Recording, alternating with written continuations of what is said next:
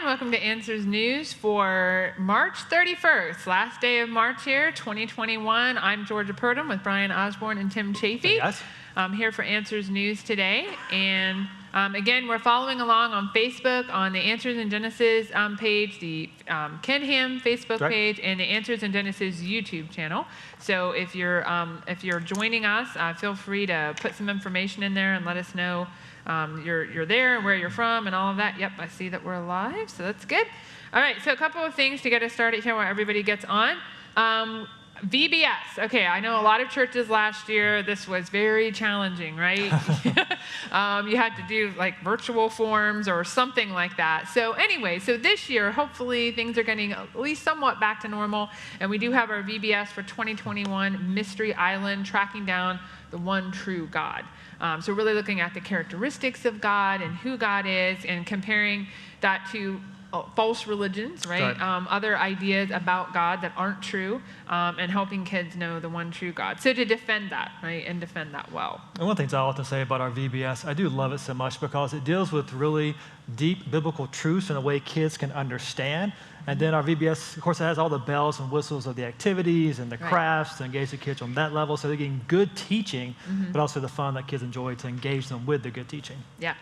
And so, and to follow that up, then, our Pastors Conference this year in October 5th through the 7th, it'll be at the Ark Encounter, Raising Godly Generations to Face the Secular Giants. And so we're really going to be, again, this conference really is for anyone, not just for pastors and Christian leaders, but anyone who really wants to, again, how do we train our kids, our grandkids, our church kids, all of them to really face those secular giants, to live in the very secularized world that they're living in now. Now, is that really relevant today?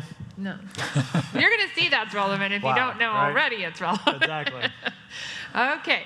All right. And October is Pastor Appreciation Month, so you can always you can purchase this for your pastor and send him to come to the conference. Idea. That's a great idea. Good job, Tim. Yeah, very good. And sponsor them maybe even to come to this. That would be a great gift idea. So you can go to answersforpastors.org to find out more information about that. All right, so we're going to start off. Our first article is always a little bit of fun because, you know, the news can be really serious, so we like to have some fun too. All right, so this will be a video, okay? So footage of Australia's massive mouse plague will haunt your nightmares. All right. Mice are everywhere in Australia because they've had a bumper grain crop this year. And so I'll just show some of the video while we talk about it. Close your eyes if you don't want nightmares. So that's outside, but according to the article, they're everywhere. So literally in the house, in your cupboards, in your pantry. One woman complained they're in her bed biting her at night, which would be awful on so many different levels. So I think this means that next year they're going to just have an overabundance of snakes because now the snakes have so much food. Snakes should be eating the mice, right? I mean, they already have a lot of them, but I think they're going to have a lot more. I mean, everything in Australia will kill you. Let those things kill the mice. Yeah. So that'd be kind of nice. We needed to kill the mice right now. So they're eating through, and so we laugh at that to some degree, but it is very serious because they're actually eating, right, the bumper grain crop is the problem. And so someone said they went through hundreds of thousands of dollars of hay bales in a matter of weeks. Wow. They just destroyed it when you have, obviously. One woman was talking about her son. He had caught over 180 of them or something. Yeah. It was a proud mama. That's right. Yeah, proud mama because their son caught 180 mice. Oh, and they just stink. You know, I mean, when they're alive, they stink, but when they die, they really stink. Well, they get in the water Get tanks, the water and then they supplies. pollute it because then bacteria, you know, mice bring other things. We all know that. And so that's a problem. So to turn a phrase from the Bible, can anything good come out of Australia? No, I'm just kidding. So here's how to catch a mice. So a mouse. So I live out in the country, okay, so mice are a real thing sometimes. And so the best way to catch them is take those old-fashioned traps, the ones that snap, okay? Hot glue dog food. Hot glue dog food, you'll get them every single time. Look at that. They literally, it works. Those other traps, they just like the ones where they go in. The problem is we found the mice would get on top and eat down through the middle and not go through the trap. They're smart. But it's not as pleasant that way, but it does catch them. And when you have problems like that, do you ever get like chihuahuas in there or anything like that? I mean, do what? Do you ever get chihuahuas trapped in the mouse trap? Put them in safe places, okay? And can you catch 183 in one night with that method? I can't even fathom that. So anyway, Okay, death enables complexity in chemical evolution. And so they're always trying to figure out, scientists are always trying to figure out, how did the first life come from non-life? Because that's a big hurdle, okay? You can't even talk about evolution, right? Until you have something to evolve. I thought the Miller-Urey experiment solved that back in the 50s, right? No, okay. No. Yeah, None of these experiments have solved that. They thought they had, right? And so this experiment basically looks at fibers, okay? Fibers, like little... Wait, not living cells or cells. Not life? Not even proteins or anything, just fibers? No, just fibers. Okay. Right? So we're just talking fibers, and they found that basically the bigger fibers did better than the smaller fibers when they put in things to break up the fibers. You're probably shocked by that. I know. That's pretty shocking news. That's a little overly complicated. And that somehow solves the dilemma of how life can evolve from non-life, right?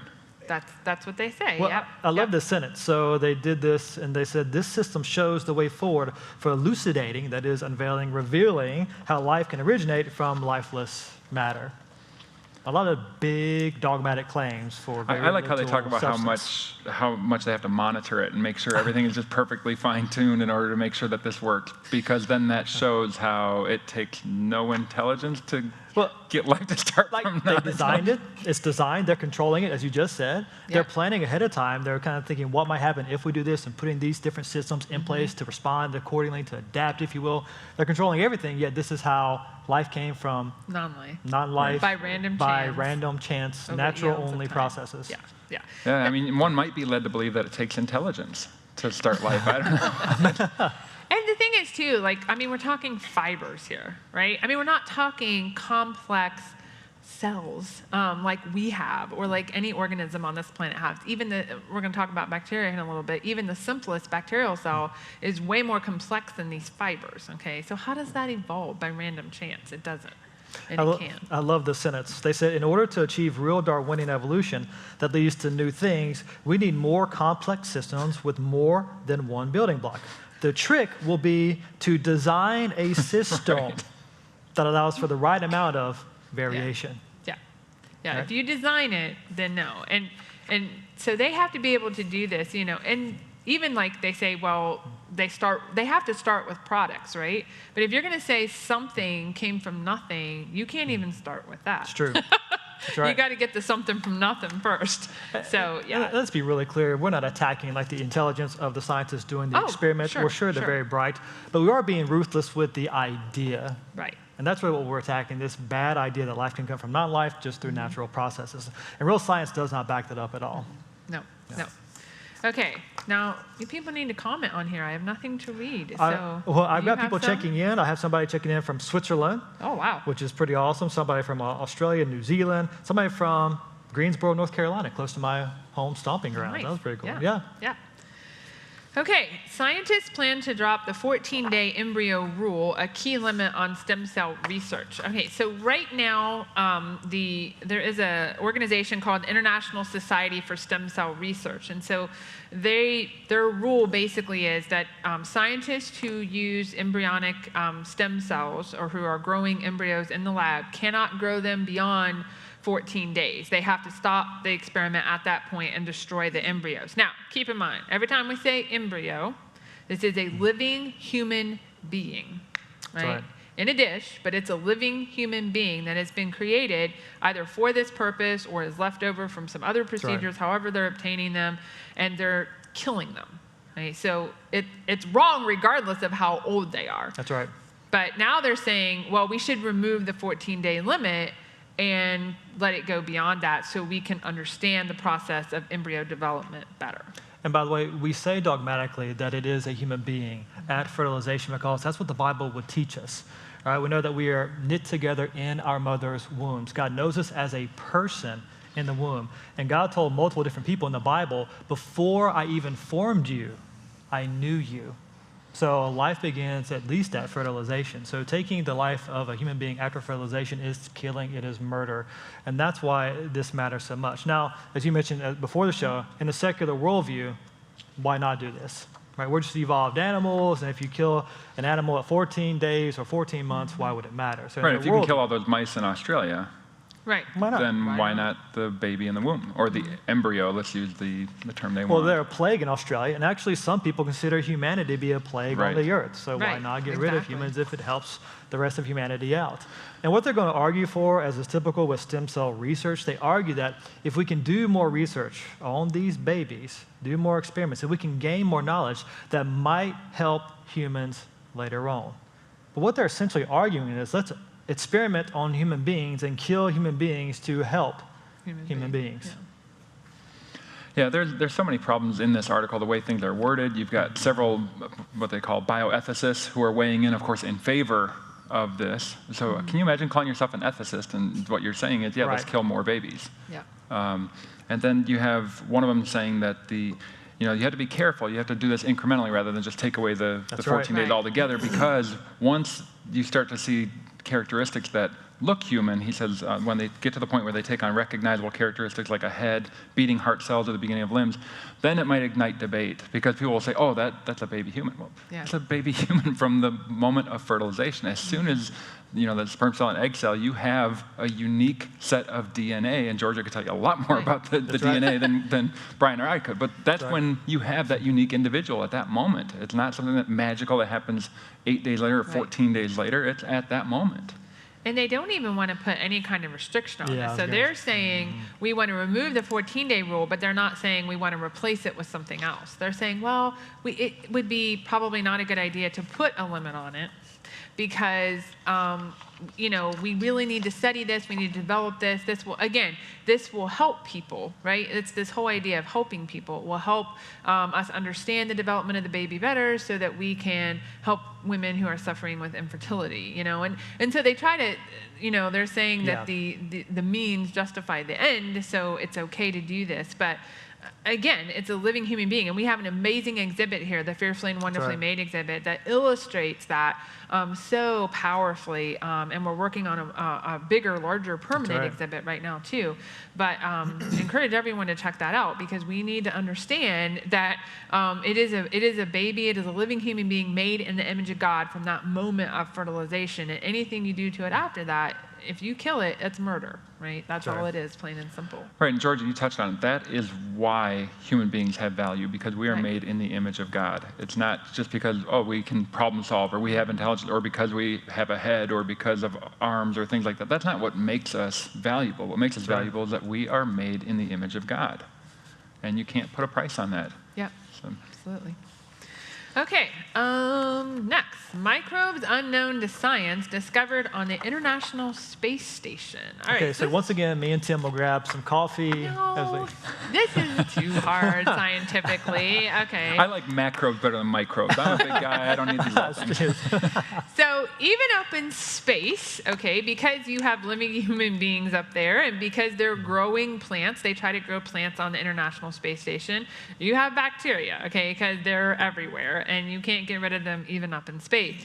So they've actually taken thousands of samples from the ISS, and they're just still trying to understand what microorganisms grow there. And so they found these 4, 3 of which are part of a group that they already know about, but one of which is absolutely unique and they've never seen before. And we find new stuff on Earth all the time as well, right? So this is not that unheard of, especially within bacteria. Yes. Right? Yes. They're trying to find, in fact, I just read an article the other day where they can't even keep up with naming them. They're trying to come up with an automatic name generator for bacteria, because they get these sequences and they just can't name them fast enough. And so there's billions of them, probably, billions of different ones that we don't know about. So. And in short, what we're finding here is that bacteria make bacteria, correct? Absolutely. So we're still staying within the created kind that God made from the very beginning. And it's showing the great diversity God has put inside of living things like bacteria to adapt in various situations, even in outer space. And it was designed to do that. Think back to one of our previous articles where they're designing the stuff to adapt in particular environments. Well, God has designed this. Yep. Yeah. See, he's not even going to say anything. Well, one thing I was going to if Brian stole my comment. I was really stretching, but I went for it. Well, one thing I was going to say, too, is with bacteria, too, it's really cool because it's like they're not gaining new genetic information to be able to survive in space, all right? Yeah. This is genetic information they already had that enables them to live in a microgravity or no gravity environment in space, okay? So it's nothing new. And unlike with a lot of organisms, so like if you get the sequence of a human being, one human being, you pretty much know the sequences in all human beings on planet Earth. You pretty much know, I mean, we're pretty similar. So me and Tim are basically the same? Yeah, pretty close. Only about 0.1% different. One of us has a better hairstyle. Yeah. So he got the tall genes. But with bacteria, that's not the case. So if you take one E. coli and you sequence it, you do not know all the genes that exist in all E. coli, all right? Because they have what's called a pangenome. So you have to sequence a bunch of them to be able to figure out. They kind of spread out their genome among different organisms, which is amazing. Different members of their species. That allows them to adapt and be able to live in all these different environments. So these probably have some genes that allowed them to live in that environment and other ones don't, and so they don't survive there. So it's actually very, very cool, and I think it's neat that we're continuing to find these because they're hoping this might help us as we continue. Because if we're going to go further and further into space, okay, microbes can probably help us in that Right, because sense. you need to be able to grow plants or crops for food and to generate oxygen. Yep, you need all of those things. Yeah. See, I was going to say something on this one. See, Hey, good job. Good on you, That's mate. good input, Just had to get to where I could understand you. By the with my way, non-scientist here. let me give props to Sue from Australia in Melbourne. She's watching the show right now, and it's 5:12 a.m. their time. So, Whoa. hey, Sue, good morning. Get some coffee. That's dedication. Watch out for mice. Watch out for the mice. Although it didn't say it was down in ew. Victoria, so it was in Queensland and Only New in South certain Wales. parts of Australia. Yeah. Okay. Father jailed after calling transgender child his daughter and using wrong pronouns. Okay, so we've touched on this case before because it's ongoing up there in Canada. And so basically, he disobeyed a court order and refused to call his 14-year-old biological daughter a male or his son versus his daughter. And so this is just, again, we think this can't happen here, but it's coming. Right? Oh, yeah. It's coming. Very And- quickly. In some ways, it's already here in Yep. different ways, but it's definitely coming full force, we would Yeah. think, like this, Yeah. if something doesn't change. And he was actually ordered by the court to stay quiet. He was not allowed to mention this stuff publicly, which is, again, the way the government there is really restricting his freedom, restricting his way to fight against what they're actually mandating him to do. All right, they're saying you must profess this. And I mean, basically, he said this, he's opposing giving, child puberty blockers to his child because they might regret it later on down the road. And if you give a 13 or 14-year-old these puberty blockers, it changes them forever physically, even affects the development of the mind, of your brain. And so, of course, he'd want to hold back and say, well, hold on for a second, you're 14, you might change your mind later on. I mean, who of us as a teenager made a few bad decisions, right? Yeah. I mean, Just a few, or just a can we few. go higher than a few? Like a whole series. It's one bad one after another in many Right. cases, right? And we regret those later on, but this has life-altering implications. And this is a father saying, hey, I love my daughter. Right. I want what's best for her. But the government's overstepping, saying, no, we know what is Exactly. best. You must bow the knee to us. And don't be fooled. It's not the government with the best interests of the child in mind. That is not what's going on here. And in so many cases when they say, oh, it's about the child, no, it isn't. It really does not That's come right, down. sure. It's truly a spiritual battle, and we need to remember that. We have a direct assault on the Word of God that tells us that God created people to be male and female. He doesn't make mistakes.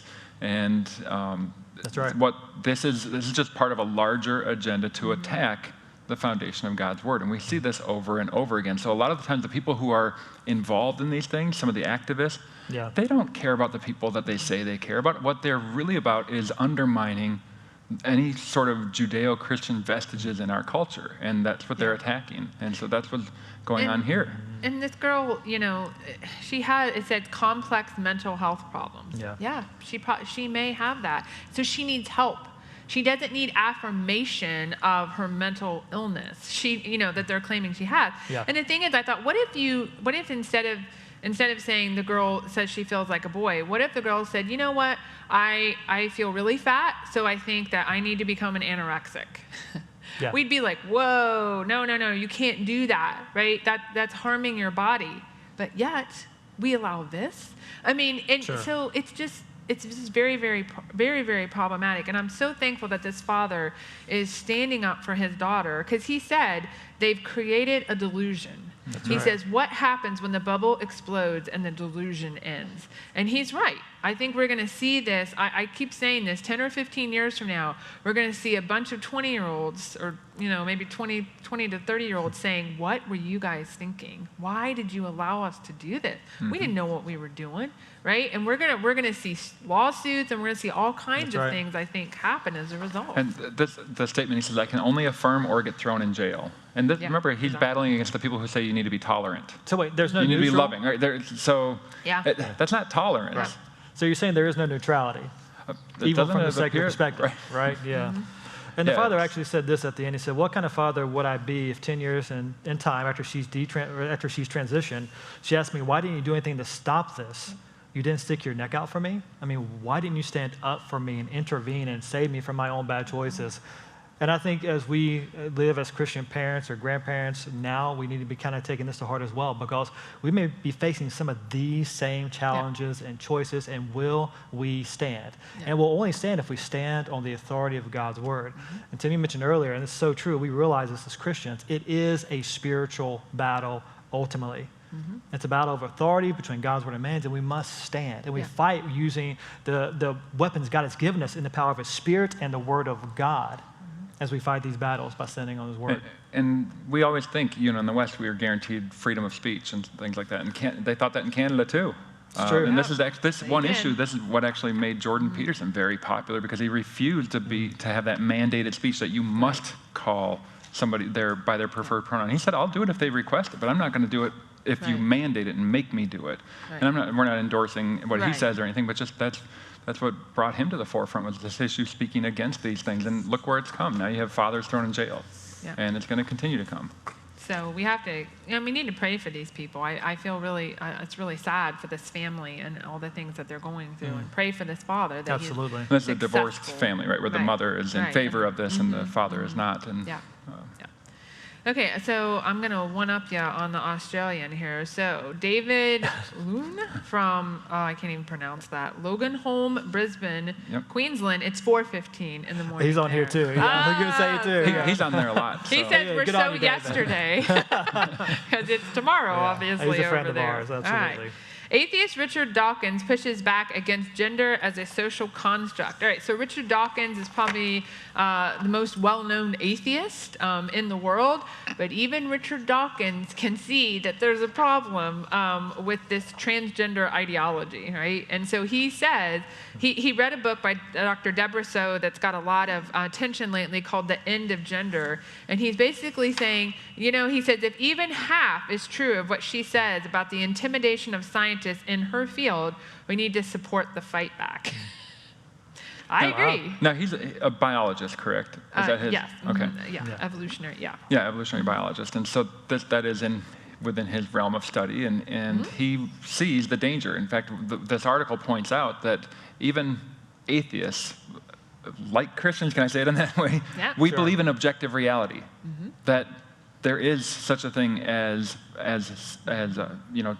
male and female.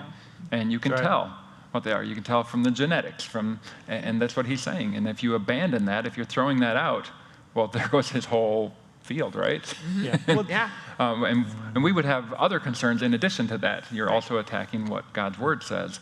So sometimes you find allies in strange places, very strange places, because he would certainly be very much opposed to what we do here in just about every single way. Well, and Georgia, you pointed this out earlier in an earlier conversation before the show, that he's actually saying it's bad that she's faced so much intimidation from other scientists in their particular field, yet he would actually want to intimidate those who don't agree with him to get in line with his interpretation of present-day evidence, Yeah. and vehemently so. Right. Right. And they So have much done so, that. he would actually call us immoral. He texts the God of the Bible Yeah. as being immoral, bigoted, Oh, he used intolerant. a whole bunch of really long words. big words. He had to look them all up. I know he did. But anyway. Yeah. So he's being No, he's smart. inconsistent, is what But we're yeah, saying, in his right. own worldview. So while he's against the intimidation of scientists in this field, he's not against intimidating people in his own field. And so, but again, as an atheist, you don't have the Bible as your starting point. And so why not be inconsistent? What's wrong with being inconsistent? I mean, you can do that. You don't have an ultimate. The ultimate foundation is yourself, right? You don't really truly have an absolute right or wrong. So Right. how can he say this is wrong to do this to people when, That too. from his worldview, there really is no such thing as It's that. another good example. We say this all the time, but non-believers, their worldview is inherently inconsistent. So they have to try to borrow from the biblical worldview to try to make sense of the world they actually live in. Right. This is another example of that. Yeah, but we're glad that he's pointing out that this is a problem. Absolutely. Yeah. Yeah. Because it is a problem, and we need Yay, more people Richard pointing that Dawkins. Can I say that? out. What's that? Yeah. Yay, Richard Dawkins. Can I say that? Only if you say, Only on "Call this him." Only on this one point. Okay. Okay, Neanderthals used toothpicks. New research reveals. Okay, so we always have to do these articles. Yeah. Like because once a week. It's our It weekly. seems like every week. It's our there's- weekly installment. It is. I know. Yes. Like, okay, Neanderthals do this. Neanderthals do that. All these human things that They're Neanderthals humans. do. And I'm like, yeah, Why? because they're humans.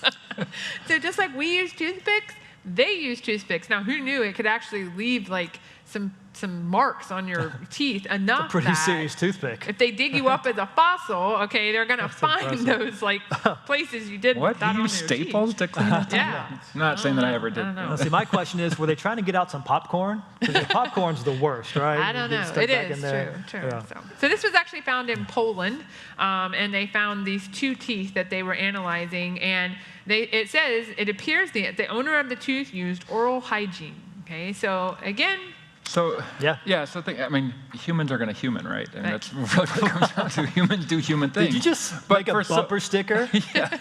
Well, yeah, but that can mean a lot of things. I mean, Humans are going to human. All right. but think of all the things that we hear about Neanderthals. I mean, if you think back 50, 60 years, or even 20, 30 years, Neanderthals are these brutes that That's right. just were unintelligent. They're sometimes people thought of them as being like on the way up from apes to humans, or sometimes like a branch, a side branch. But what we're seeing all the time now is, oh, they buried their dead. Oh, they had cave painting. Oh, they had musical instruments. Oh, they buried them with flowers. Oh, they had, all these Yeah. different things. They use Why? makeup? They're humans, okay? Yeah. Just like our exhibit, the starting points exhibit shows, Neanderthals are human.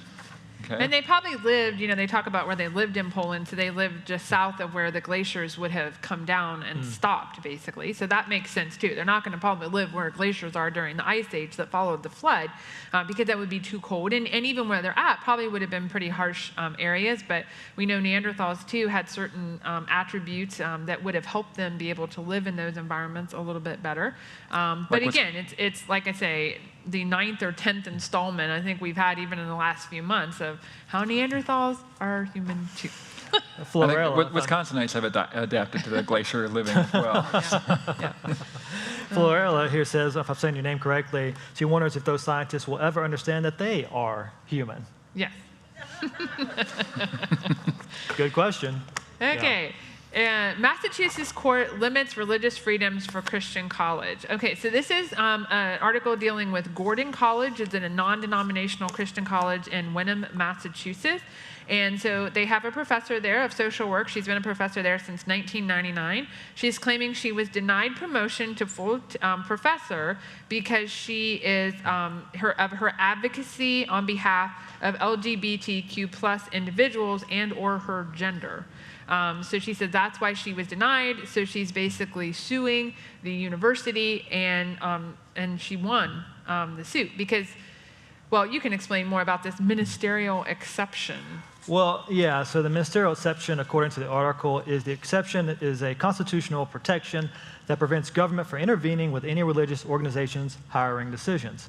which I'm glad that it exists, but don't we have that really in the First Amendment or in our Constitution, right? Do we need a special exception for that? Yeah. And basically the argument is over, okay, but who counts as a minister within your organization? So, maybe, of course, within a church setting, of course, the preacher, but what about the secretary? Are they a minister of sorts? And really, to me, in short, what's happening here, the government is trying to define what Christianity is and looks like within an organization. Because I think an actual Christian organization would argue that they want to believe in an entire biblical worldview, that every part of the organization is part of that Christian worldview. So whether you're a teacher or a preacher or a janitor, you do it unto the glory of God. You work in such a way that He's uplifted by that. You proclaim His truth by the way you live and how you work and what you say. And so if you're part of that, then you're part of that whole Christian worldview. It's not just in what you say or don't say.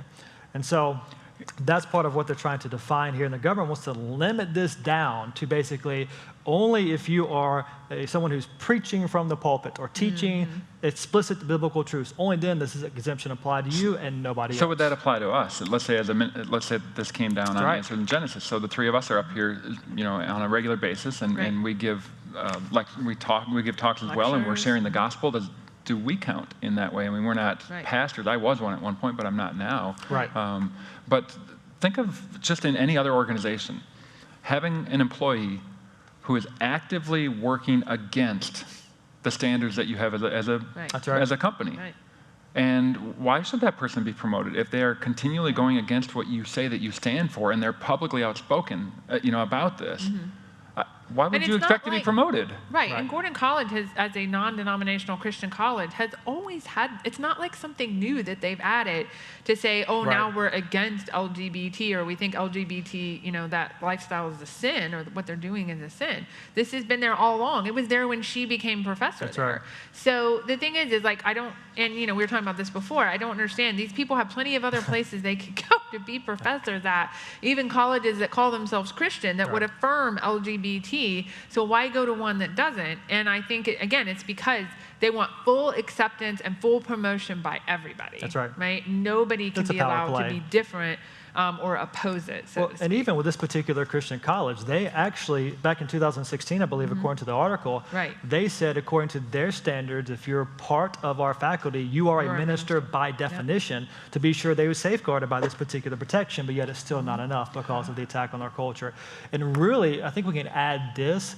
It's not only a power play, but it's a desire to suppress the truth and unrighteousness, right? Because I want to do my sin. I don't want to feel guilty about my sin. You must not only condone it, but you must celebrate it so I feel good about my sin. Right, it goes beyond what George said, where acceptance. It's also, you have to say that what I'm doing is right and that it is good. You have to go beyond that. You can't just say, let's agree to disagree.